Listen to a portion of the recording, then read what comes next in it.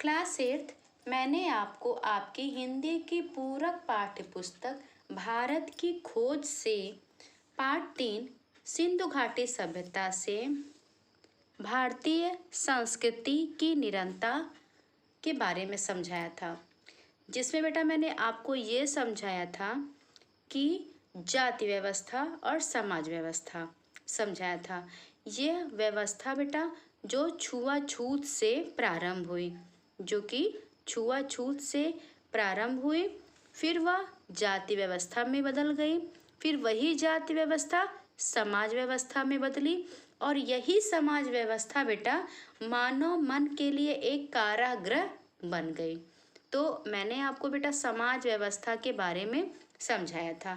आज क्लास 8 में आपको उसके आगे के बारे में समझाने जा रही हूँ। फिर भी यह व्यवस्था लंबे समय तक बनी रही। समाज व्यवस्था बेटा मानव मन के लिए एक कारागृह बन गई थी, फिर भी यही व्यवस्था लंबे समय तक बनी रही। उस ढांचे के भीतर बंधे रहते हुए भी सभी दिशाओं में विकास करने की मूल प्रेरणा इतनी प्राणवान थी कि उसका प्रसार सारे भारत में और उससे बढ़कर पूर्वी समुद्रों तक हुआ। ये जो बेटा व्यवस्था थी, उस ढांचे के भीतर सभी बंधे हुए थे और सभी दिशाओं में अपना विकास करने की मूल प्रेरणा भी उनके अंदर प्राणवान थी। फिर बेटा इस व्यवस्था का, समाज व्यवस्था का जो प्रसार था वह पूरे भारत में हो गया, यहाँ तक कि पूर्वी समुद्र तक समाज व्यवस्था बढ़ी, समाज व्यवस्था बनी। इतिहास के इस लंबे दौर में भारत अलग थलग नहीं था। इतिहास का बेटा इतना लंबा दौर बीत गया, फिर भी भारत में यह अलग थलग नहीं रहा। ये समाज व्यवस्था जो बेटा मानव मन के लिए कारागृह बन गई थी और ये व्यवस्था इतने लंबे समय तक बनी रही, जिसने क्या किया, चारों तरफ प्रसार किया और यहाँ तक कि पूर्वी समुद्रों तक इसका प्रसार हुआ। इतिहास के बेटा लंबे दौर में भी यह भारत में अलग थलग नहीं रहा। ईरानियों और यूनानियों से, चीनी और मध्य एशियाई तथा अन्य लोगों से उसका संपर्क बराबर बना रहा।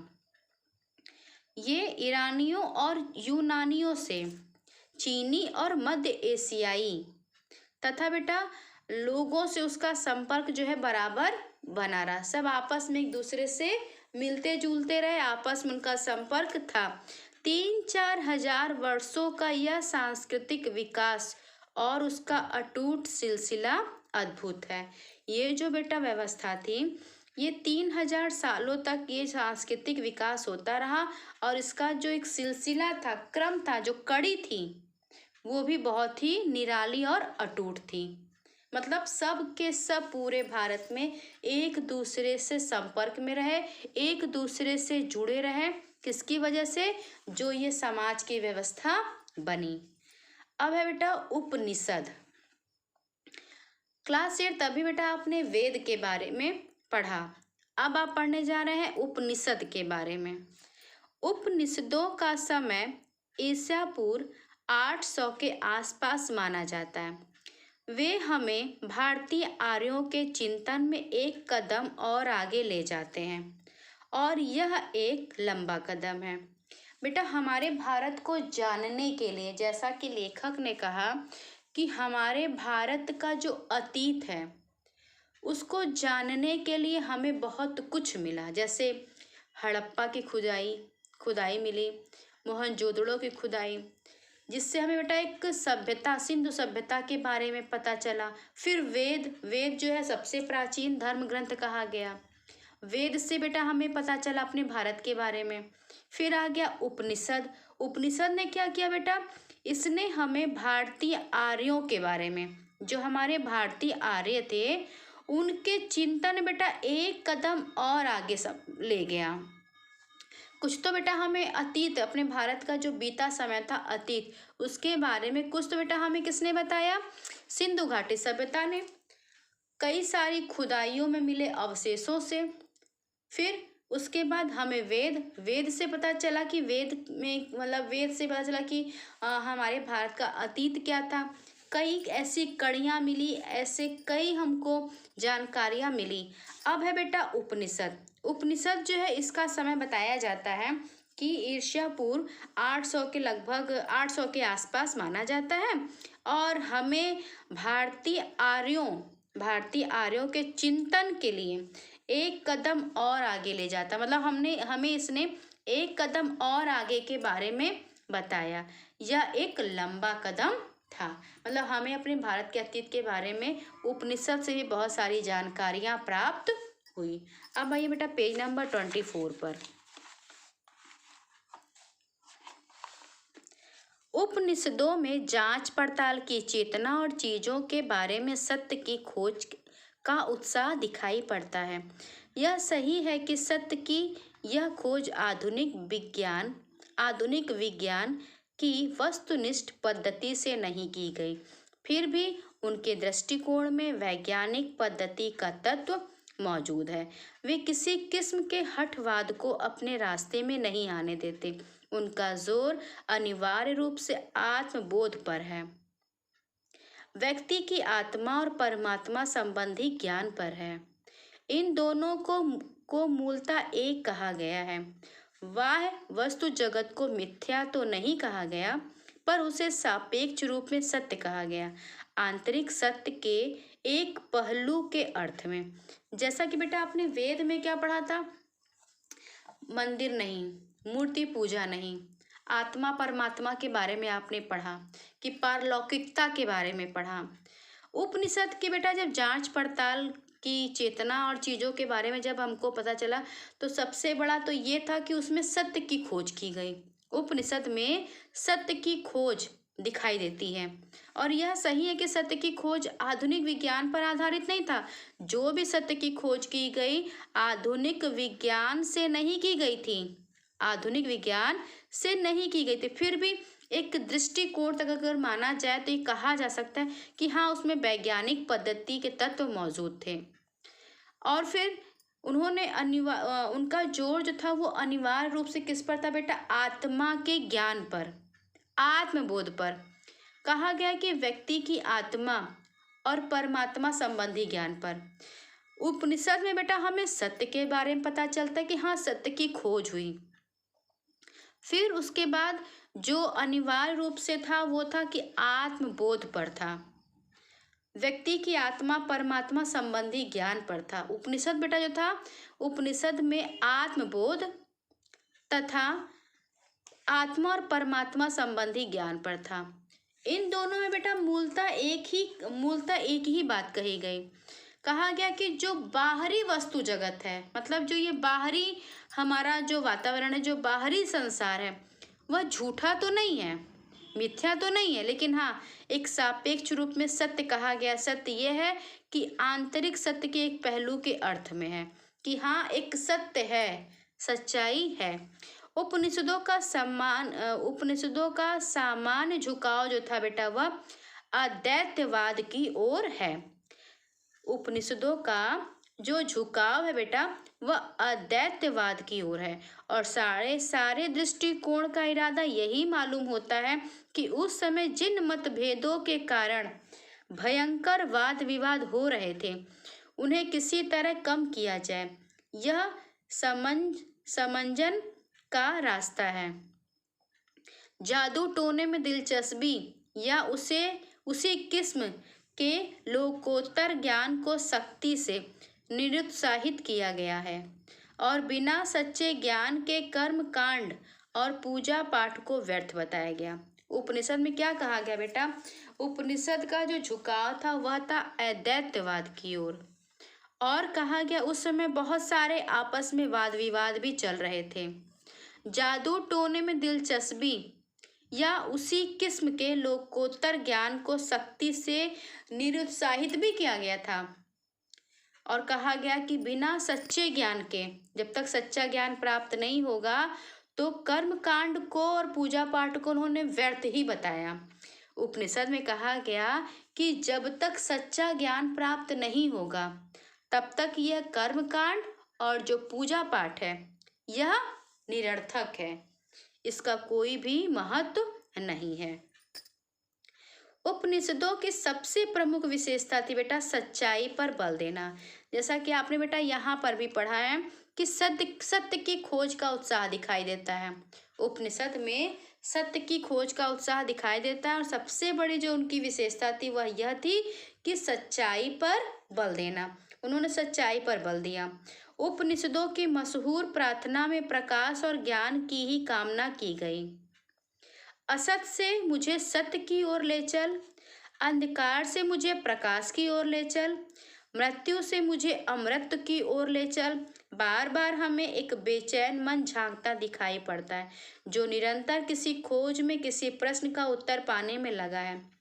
इतरेय ब्राह्मण में इस लंबी अनंत अनिवार्य यात्रा के बारे में एक स्रोत है। हर श्लोक का अंत इस टेक से होता है, चरय वेति हे यात्री, इसलिए चलते रहो।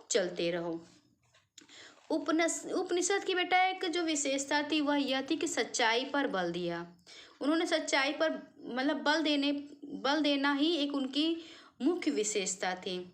और उन्होंने कहा कि मुझे असत से सत्य की ओर ले चलो, मतलब मुझे झूठ से सही की ओर ले चलो, सच्चाई की ओर ले चलो, मुझे अंधकार से प्रकाश की ओर, मृत्यु से अमरता की ओर ले चल।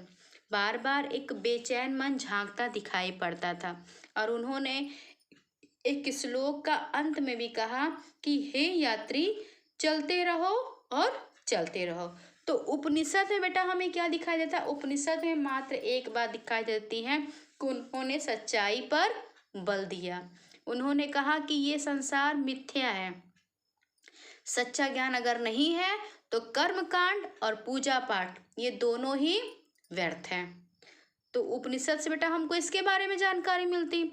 उपनिषद ने बेटा जो ज्यादा बल दिया वह दिया उन्होंने सच्चाई पर। व्यक्तिवादी दर्शन के लाभ और हानियां। उपनिषदों में बराबर इस बात पर जोर दिया गया है कि कारगर रूप से प्रगति करने के लिए जरूरी है कि शरीर स्वस्थ हो, मन स्वच्छ हो और तन मन दोनों अनुशासन में रहे। ज्ञानार्जन या और किसी भी तरह की उपलब्धि के लिए संयम, आत्मपीड़न और आत्मत्याग जरूरी है। उपनिषद में बेटा कहा गया है कि अगर शरीर स्वस्थ हो, मन स्वस्थ हो और तन मन दोनों अनुशासन में रहे। उपनिषद में बेटा बराबर इस बात पर जोर दिया गया है कि शरीर स्वस्थ रहे, मन स्वच्छ हो, तन मन दोनों अनुशासन में रहे। ज्ञानार्जन या किसी भी तरह की उपलब्धि के लिए क्या चाहिए? कोई भी बेटा उपलब्धि के लिए हमें संयम, आत्मपीड़न और आत्मत्याग हमारे लिए जरूरी है। ये उपनिषद में कहा गया। इस प्रकार की तपस्या का विचार भारतीय चिंतन के सहज रूप से निहित है। गांधी जी के नेतृत्व में जिन जन आंदोलनों ने भारत को हिला दिया, उनके पीछे जो मनोवृत्ति काम करती रही, उसकी सही समझ के लिए इस विचार को समझना जरूरी है। लेखक ने कहा कि जो ये तपस्या है, कौन सी तपस्या? कि अगर हमें कुछ पाना है, अगर हमें कोई उपलब्धि हासिल करनी है तो उसके लिए जरूरी क्या है? संयम, आत्मपीड़न और आत्मत्याग। तो उन्होंने कहा जो गांधी जी ने जन आंदोलनों ने, जो गांधी जी के नेतृत्व में लोगों का आंदोलन हुआ, उसने भारत को हिला दिया। और उसके पीछे बेटा यही चीज काम करती थी। क्या चीज काम करती थी? उसकी सही समझ के लिए इस विचार को समझना जरूरी। कौन सा विचार? कि कुछ पाना है तो संयम रखो, आत्मपीड़न और आत्मत्याग। तो गांधी जी का जो नेतृत्व था उसके पीछे यही एक विचार है या विचार था जिसने क्या किया? भारत को हिला दिया। भारतीय आर्य अपने से भिन्न औरों के विश्वासों और जीवन शैलियों के प्रति चरम सहनशीलता के कारण उन झगड़ों को बचाते रहे जो अक्सर समाज को खंड खंड कर देते हैं। उन्होंने एक तरह का संतुलन बनाए रखा। एक व्यापक ढांचे के भीतर रहते हुए भी लोगों को अपनी पसंद की जिंदगी बसर करने की काफी छूट देकर उन्होंने एक प्राचीन और अनुभवी जाति की समझदारी का परिचय दिया। उनकी ये उपलब्धियां बहुत अनोखी थीं। भारतीय आर्य जो थे बेटा, अपने से भिन्न थे और औरों के विश्वासों और जीवन शैलियों के प्रति चरम सहनशीलता के कारण वह झगड़ों से बचते रहे। झगड़ों से सहनशीलता के कारण उन झगड़ों को बचाते रहे जो कहाँ दिखाई देता है, जो समाज को टुकड़े टुकड़े कर देता है, जो समाज को खंड खंड कर देता है, उन झगड़ों को बचाते रहे। उन्होंने एक तरह से बेटा पूरा संतुलन बनाए रखा था। अपनी पसंद की जिंदगी बसर करने की उन्हें बहुत छूट थी। उन्होंने एक प्राचीन और अनुभवी जाति की समझदारी का परिचय भी दिया था। उन्होंने अपनी एक अनुभवी जाति का परिचय भी दिया था और उनकी यही उपलब्धियां जो उन्होंने प्राप्त की, यही सबसे ज़्यादा उनकी अनोखी थी। लेकिन उनके इस व्यक्तिवाद का परिणाम यह हुआ कि उन्होंने मनुष्य के सामाजिक पक्ष पर, समाज के प्रति उसके कर्तव्य पर कम ध्यान दिया। लेकिन बेटा यहाँ पे जैसे उन्होंने कहा कि जो भारतीय आर्य थे अपने से भिन्न थे और औरों के विश्वासों और जीवन शैलियों के प्रति चरम सहनशीलता के कारण वह झगड़ों को तो बचाते रहे। अक्सर समाज को जो खंड खंड कर दे, समाज को बिखेर देते हैं, तो उन्होंने समाज को एक ही धागे में पिरो कर रखा, झगड़ों को हमेशा बचाते रहे और उन्होंने इसी समझदारी का परिचय भी दिया। यही समझदारी का परिचय दिया कि उन्होंने सामाजिक झगड़ों को बचाया। उनकी यही उपलब्धि सबसे अनोखी थी। लेकिन उनके इसी व्यक्तिवाद का परिणाम ये भी हुआ, जहाँ उन्होंने एक परिचय दिया तो वहीं पर बेटा क्या हुआ कि एक व्यक्तिवाद का परिणाम ये भी हुआ कि उन्होंने मनुष्य के सामाजिक पक्ष पर, समाज को उन्होंने खंड खंड होने से बचाया, तो उसके सामाजिक पक्ष पर, समाज के प्रति उनके कर्तव्यों पर कम ध्यान दिया कि समाज के प्रति प्रत्येक व्यक्ति का क्या कर्तव्य होता है, इस पर उन्होंने बहुत कम ध्यान दिया। हर व्यक्ति के लिए जीवन बटा और बंधा हुआ था। हर व्यक्ति के लिए जीवन जो सबका अलग अलग था, जीवन बटा हुआ था और बंधा हुआ था। उसके मन में एक समग्र समाज की ना तो कल्पना थी, कि ना कोई कल्पना थी, ना उसके प्रति कोई दायित्व बोध था। हर कोई समाज के बंधन में बंधा था, लेकिन बेटा उनको जो है समाज के प्रति कोई भी उनका दायित्व तो नहीं था, ना ही कर्तव्य था। समाज की एक समग्र यानी कि एक संगठित, एक विकसित समाज की कोई कल्पना वो करते ही नहीं थे। समाज पर जोर दिया गया, उन्होंने समाज को खंड होने से बचाया और उनकी जो ये उपलब्धि थी, उन्होंने समझदारी का परिचय भी दिया और उनकी इस उपलब्धि को बहुत अनोखा किया कहा गया।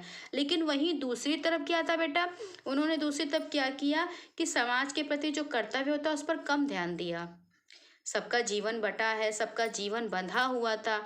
उनके मन में एक ऐसी कोई भी सामाजिक कल्पना नहीं थी कि हमारा समाज क्या हो, संगठित हो और विकसित हो। उन्हें किसी प्रकार का कोई दायित्व का भी ज्ञान नहीं था कि हमारे पास, हमें समाज के प्रति कोई हमारा दायित्व है या नहीं, समाज के प्रति हमारी कोई जिम्मेदारी है या नहीं, उनको इसका बिल्कुल भी पता नहीं था। इस बात का भी कोई प्रयास नहीं किया गया कि वह समाज के साथ एकात्मता महसूस करें। यहाँ तक कि बेटा उन्होंने इस बात का भी कोई प्रयास नहीं किया कि हमारा जो समाज है वो क्या हो, उसमें एकता हो, ऐसा भी नहीं उन्होंने महसूस किया। इस विचार का विकास शायद आधुनिक युग में हुआ। जो ये विचार है बेटा ना कि समाज, जिस समाज को उन्होंने टुकड़े होने से बचाया था, तो हर व्यक्ति सामाजिक प्राणी है, समाज में हम रह रहे हैं तो समाज के प्रति हमारी जिम्मेदारी है, हमें एक होकर के, एक साथ एकजुट होकर रहना और अपने समाज का विकास भी करना है, एकता में रहना है। तो बेटा उस समय तो उसको नहीं बचाया गया, उस समय किसी ने प्रयास नहीं किया गया। हाँ, लेकिन इस विचार का जो विकास हुआ वो शायद आधुनिक युग में हुआ था, यानी कि समाज का विकास। किसी प्राचीन समाज में यह नहीं मिलता है। जो प्राचीन समाज था बेटा, जो उन्होंने हमारे सामने जो भी रखा कि अतीत को जानने के लिए, जैसे कि व्यक्तिवादी दर्शन के लाभ और हानियां हम लोग पढ़ रहे हैं इस समय। जैसा हमने वेद पढ़ा, उपनिषद पढ़ा, कई सारी सभ्यताओं के बारे में पढ़ा, तो लेखक ने कहा कि हमें ऐसा कहीं भी नहीं मिलता है प्राचीन सभ्यता में, मतलब प्राचीन समाज में हमें ऐसा कहीं नहीं मिलता है कि जो विकास आज आधुनिक युग में पहले नहीं था। इसलिए प्राचीन भारत में इसकी उम्मीद करना गैर मुनासिब होगा। मतलब सामाजिक एकता, समाज के प्रति दायित्व, समाज के प्रति जिम्मेदारी, ये हमें कहीं भी नहीं मिलता है, लेखक ने कहा। इस विचार का विकास आधुनिक युग में हुआ था। आधुनिक युग था ऐसा कि सबने समाज का विकास किया, अपने आप का विकास किया, समाज के प्रति जिम्मेदारी महसूस की। इसे लेखक ने कहा कि प्राचीन भारत में इसकी उम्मीद करना ही गैर मुनासिब होगा। व्यक्तिवाद, अलगाववाद और ऊंच नीच पर आधारित जातिवाद पर भारत में कहीं अधिक बल दिया जाता रहा है। व्यक्तिवाद पर, अलगाववाद पर बेटा, ऊंच नीच पर, जातिवाद पर बहुत ज्यादा बल दिया जाता रहा। बाद में हमारी जनता का दिमाग इस प्रवृत्ति का बंदी बन गया। बाद में क्या हुआ, जो यहाँ पर जन्म लिया व्यक्तिवाद ने, अलगाववाद ने, ऊंच नीच ने, वही आगे चल के बेटा क्या किया, जनता के दिमाग पर इस प्रवृत्ति को हावी कर दिया और व्यक्ति बंदी बन गया। हमारे पूरे इतिहास में यह एक बहुत बड़ी कमजोरी रही है। लेखक कहते हैं बेटा कि हमारा जो इतिहास है, उस इतिहास में ये देखने को मिलता है कि हमारे भारत की ये सबसे बड़ी कमजोरी रही है कि उन्होंने अपनी जिम्मेदारी नहीं महसूस की, एकता में नहीं रहे। यह कहा जा सकता है कि जाति व्यवस्था में शक्ति के बढ़ने के साथ साथ हमारी बौद्धिक जड़ता बढ़ती गई और जाति की रचनात्मक शक्ति धुंधलाती चली गई। लेखक ने कहा कि पूरे इतिहास में सबसे बड़ी कमजोरी रही जाति व्यवस्था, ऊंच नीच, छुआछूत, समाज व्यवस्था, जिसने क्या किया बेटा, जिससे हमारी जो बौद्धिक जड़ता होती है वह बढ़ गई, यानी कि हम बौद्धिक रूप से जड़ हो गए। जाति की रचनात्मक शक्ति क्या थी, जो जाति की एक रचनात्मक शक्ति होती है वह धुंधली पड़ गई और उसकी जगह बौद्धिक जड़ता ने ले ली। यानी बेटा यहाँ पर लेखक ने आलोचक का कार्य किया। समाज के बारे में उन्होंने खुलकर यहाँ बताया है कि प्राचीन समय में समाज के विषय में क्या था, और उन्होंने साफ साफ कहा है कि पूरे इतिहास में यह बहुत बड़ी कमजोरी रही है भारत की, कि हर व्यक्ति क्या चाहता था, अलगाववाद, ऊंच नीच, जाति व्यवस्था।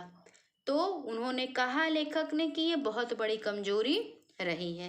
क्लास 8 आज बेटा आप अच्छे से उपनिषद के बारे में पढ़ेंगे, भारतीय संस्कृति की निरंतरता के बारे में पढ़ेंगे और व्यक्तिवादी दर्शन के क्या लाभ थे और क्या हानियां थी। यहाँ जो हमने पढ़ा बेटा, हमने यहाँ पर लाभ भी पढ़ा है। जो ये भाग बेटा मैंने आपको समझाया इसमें लाभ है, और जो बेटा हमने ये पढ़ाया आपको, इसमें लेखक ने हानियां प्रदर्शित की हैं, हानियां दिखाई हैं। तो क्लास 8 आज बेटा आपको ये बहुत अच्छे से पढ़ना है और समझना है।